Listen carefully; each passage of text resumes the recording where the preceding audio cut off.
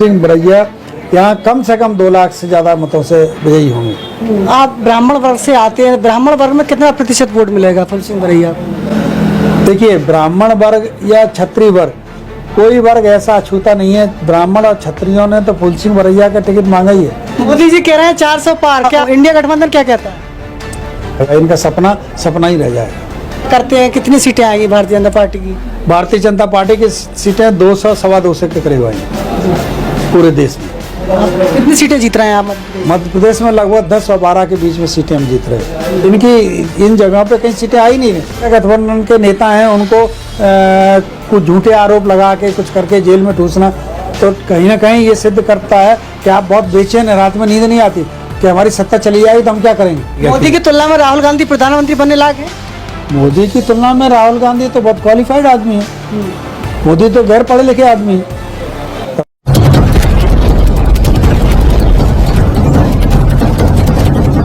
आपकी जन अदालत पीस से मैं हूं राजा भैया पाल। भिंड दतिया लोकसभा को लेकर लगातार हमारा कवरेज जारी है और वेल क्वालिफाई है, एमडी है, एमबीबीएस है। स्वागत है हमारे चैनल पे सर आपका। जी नमस्कार, जी नमस्कार। 35 साल लगातार भिंड दतिया में भारतीय जनता पार्टी का इच्छित सांसद रहा, इस बार बदलाव होगा क्या? निश्चित रूप से बदलाव होगा। आखिरी बार सांसद यहाँ से हमारे दतिया महाराज आदरणीय स्वर्गीय किशन सिंह जूदेव जी 84 में चुनाव लड़े थे, वो जीते थे और 84 के बाद हमारे यहाँ कांग्रेस का कोई सांसद नहीं जीता है। अगर सांख्यिकी के हिसाब से, स्टैटिस्टिकल कैलकुलेशन के हिसाब से देखा जाए तो अभी विधानसभा चुनाव में हम लोग जो है लगभग 7000 वोट से भारतीय जनता पार्टी से आगे। भारतीय जनता पार्टी अब की बार चुनाव 100% हारेगी। और फूल सिंह बरैया दलितों का एक इतना बड़ा चेहरा है कि पूरे प्रदेश में उस आदमी की पहचान है। वो फूल सिंह बरैया का नाम परिचय का मोहताज नहीं है। और फूल सिंह बरैया तो बहन मायावती जी के कैडर के आदमी हैं। क्योंकि अब उनकी बहुजन से पटरी नहीं है, वो कांग्रेस में, तो इसलिए लोग कुछ भी कहें, लेकिन दलित बहुत बड़ा दलित चेहरा है, इसमें कोई दो मत नहीं है। जी, आप सामान्य वर्ग से आते हैं, सनाट ब्राह्मण भी हैं आप, तो आपको क्या लगता है जिस तरीके से लोग ये चर्चा कर रहे हैं कि सामान्य वर्ग का वोट नहीं देगा, तो क्या कहेंगे आप इसमें? देखिए, ये भारतीय जनता पार्टी तो एक षड्यंत्रकारी पार्टी है। इन्होंने कहीं ना कहीं षड्यंत्र का कुछ न कुछ खुलासा करते रहते हैं और षड्यंत्र पूर्वक ये सब चीज़ें अपने आईटी सेल से अभी चला भी रहे और ज़्यादा तेज चलाएंगे। मैं आम जन से ये निवेदन करना चाहता हूँ, इस तरह का कहीं नहीं है कि फूल सिंह बरैया जी को सारे सकल समाज के लोग वोट देने के लिए तैयार है कि फूल सिंह बरैया यहाँ कम से कम 2 लाख से ज़्यादा मतों से विजयी होंगे। बड़ा बयान दिया है डॉक्टर राधेश्याम शर्मा, इस समय भिंड से है, बड़ा बयान दे दिया है 2 लाख से अधिक से जीतेंगे। किन आंकड़ों की दम पर आपने ये बयान दिया है? देखिए, फूल सिंह बरैया जी पहले बहुजन में हुआ करते थे, तब उन्होंने एक मेहगांव से नरेश सिंह गुर्जर, उनको अपने बलबूते पे विधायक बनाया था मेहगांव विधानसभा से। उसके बाद फूल सिंह बरैया जी जब अलग हुए तो उन्होंने बहुजन संघर्ष दल बनाया और उस पार्टी से जिस पार्टी का एक एमएलए बने तो निश्चित रूप से एक मुन्ना नरवरिया हीरापुरा के जो थे उनको एमएलए बनाया। तो 2 जातियां तो इनके लिए पांव उठा के बैठे हुए हैं, गाय गाय के वोट डालेंगे, बिल्कुल ढोल बजा के वोट डालेंगे। पूरा भिंड में, अटेर में और मेहगांव, अटेर और मेहगांव में नरवरिया बहुत ज़्यादा है।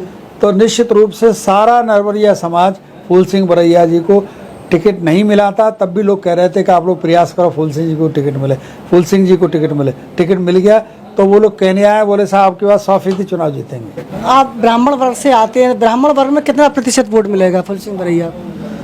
देखिए, ब्राह्मण वर्ग या क्षत्रिय वर्ग, कोई वर्ग ऐसा अछूता नहीं है। ब्राह्मण और क्षत्रियों ने तो फूल सिंह बरैया का टिकट मांगा ही है, क्योंकि हम लोग ये चाहते थे कि ये हमारा 35 साल का वनवास यहाँ से टूटे। उसके लिए फूल सिंह बरैया एक मजबूत प्रत्याशी होने के नाते हम लोगों ने गोद से, यहाँ से, सब लोगों ने मिलकर कहा कि हमें एक मजबूत प्रत्याशी दिया जाए और फूल सिंह बरैया एक सबसे बड़े मजबूत प्रत्याशी। राय की जहाँ तक बात करें तो उन्होंने कहा कि हमने विकास की बात करें तो सैनिक स्कूल से लेकर और तमाम रेल लाइन से लेकर तमाम विकास की सौगातें उन्होंने गिनाई हैं। आपको नहीं लगता है विकास हुआ कि नहीं हुआ? अगर यही विकास है कि भिंड का सैनिक स्कूल मुरैना बॉर्डर पे पहुंच जाए, भिंड का मेडिकल कॉलेज दतिया पहुंच जाए। अगर यही विकास है तो निश्चित रूप से विकास किया है। संध्या राय जी ने विकास क्या किया है? अमृत योजना पिछले 5-7 साल से चल रही है भिंड नगर में, और वो बुरी तरह से फैले। पूरा नगर जो है डस्टबिन बना हुआ है। तो ये क्या विकास है? लूट पड़ी हुई है चारों तरफ, नगर पालिका हो चाहे कोई भी विभाग हो, पूरी तरह से लूट पड़ी हुई है। ये विकास नहीं है। पिछले 5 साल से हो रहा था कि साहब अटेर रोड पे ओवरब्रिज बनाया जाएगा, बना, फीता कट गया। लेकिन फीता कट गया काहे के लिए? फाउंडेशन स्टोन रख दिया गया, फीता तो उससे तो बन नहीं गया। जब आ जाएगा इन लोगों की झूठी जुमलेबाजी से, हम इस पर तैयार नहीं हो सकते कि इन्हें विकास किया। जब तक सूरी भैया से भेंट नहीं लगी तब तक नहीं जानेगी कि विकास हुआ है। मोदी जी कह रहे हैं 400 पार, क्या इंडिया गठबंधन क्या कहता है?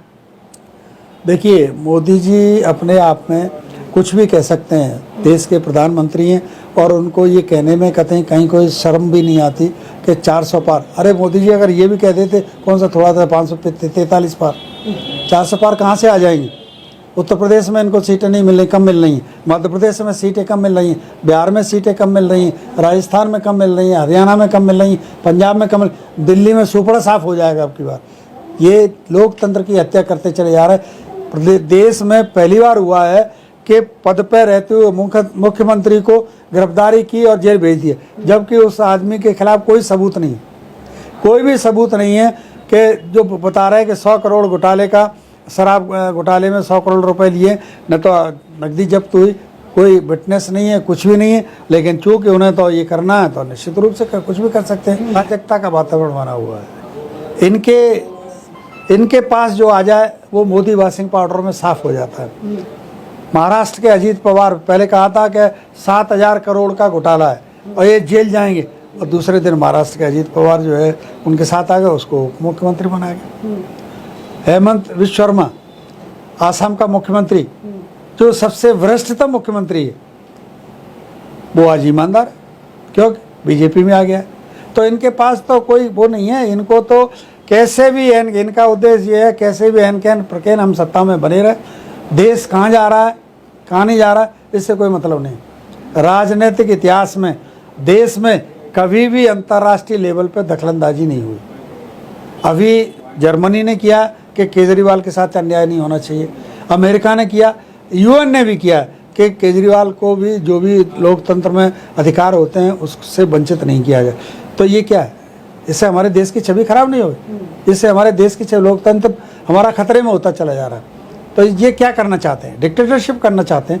इनका उद्देश्य ये है कि हम 400 पार कर लें, संविधान में संशोधन कर लें और चुनाव की प्रणाली खत्म कर दें, राष्ट्रपति शासन, हम आजीवन प्रधानमंत्री या राष्ट्रपति बने रहे। और ये कभी भी नहीं हो पाएगा। इनका सपना ही रह जाएगा। मध्य प्रदेश में हमारे पास एक सीट थी, हम मध्य प्रदेश में सीटें जीत रहे। कितनी सीटें जीत रहे हैं आप मध्य प्रदेश में? लगभग 10 और 12 के बीच में सीटें हम जीत रहे।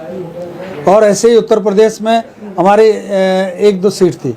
उत्तर प्रदेश में भी हम सीटें जीत रहे। सपा इंडिया गठबंधन उत्तर प्रदेश में 50% से ज़्यादा सीटें जीत गया है। बिहार में इंडिया गठबंधन 50% से ज़्यादा, जहाँ इनका गढ़ है वहीं जो हार रहे हैं तो सीटें कहाँ से लेके आएंगे? राजस्थान में सीटें हमारी आ रही हैं, हरियाणा में सीटें हमारी आ रही हैं, पंजाब में सीटें आ रही हैं। इनकी इन जगहों पे कहीं सीटें आ ही नहीं रही, तो इसलिए तो वो बेचैन है। परेशानी किस बात की? परेशानी तो इसी बात की है। इसीलिए जो हमारे इंडिया गठबंधन के नेता हैं उनको कुछ झूठे आरोप लगा के कुछ करके जेल में ठूसना, तो कहीं ना कहीं ये सिद्ध करता है कि आप बहुत बेचैन हैं, रात में नींद नहीं आती कि हमारी सत्ता चली जाएगी तो हम क्या करेंगे। सत्ता जाने का इनको बहुत बड़ा डर है। मोदी की तुलना में राहुल गांधी प्रधानमंत्री बनने लायक है? मोदी की तुलना में राहुल गांधी तो बहुत क्वालिफाइड आदमी है। मोदी तो गैर पढ़े लिखे आदमी है।